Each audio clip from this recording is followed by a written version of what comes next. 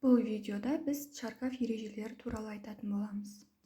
Сонымен алдыңғы видеода біз ДНК-ның құрылысына тоқталған болатынбыз.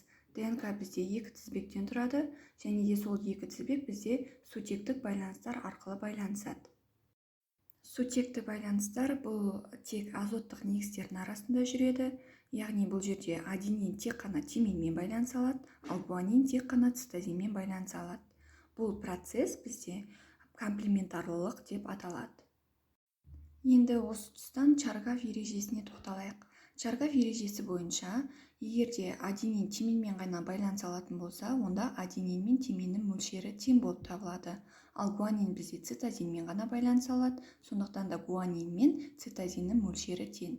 Яғни аденин тең тименге, цитозин тең гуанинге болып табылады. Енді біз мына суретке назар аударайық. Байқап қарасаңыздар, аденин мен гуанин бір-біріне ұқсайды, ал тимин мен цитозин бір-біріне ұқсайды, яғни олардың формулалары, химиялық құрылысы бір-біріне ұқсас болып табылады.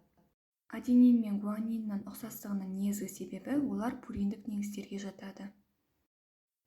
Пуриндік негіздер бізде екі сақиналы болып табылады, оны суреттен байқауға болады. Ал тимин мен цитозиннің бір-біріне ұқсауының негізгі себебі олар пиримидиндік негізге жатады. Пиримидиндік негіз олар бір сақиналы болып табылады. Оны да суреттен байқауға болады. Бұдан шығатын қорытынды аденин мен гуаниннің қосындысы бізде тимин мен цитозиннің қосындысына тең. Тағы бір формула, яғни аденин мен цитозиннің қосындысы ол тең бізде тимин мен гуаниннің қосындысына. Міне осы бізде Чаргав ережесі болып табылады.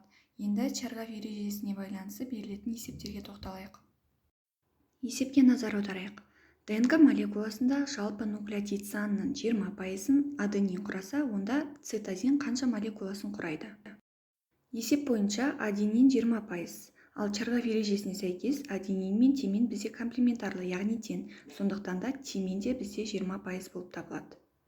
Ал аденин мен тиминнің екеуінің бірге мөлшері бізде 40% болып табылады, яғни екеуінің қосындысы 40%. Барлық нуклеотидтер бізде 100% береді, ал біз гуанин мен цитозиннің пайызын табу үшін 100-ден 40-та азайтып тастаймыз. Сонда бізде гуанин мен цитозин 60% құрайды. Гуанин мен цитозиннің мөлшері Чаргав ережесі бойынша бір-біріне тең болып табылады. Сондықтан да біз гуанин мен цитозиннің жеке-жеке пайыздарын табу үшін 60%-ты 2-ге бөліп бізде 30-30% шығады.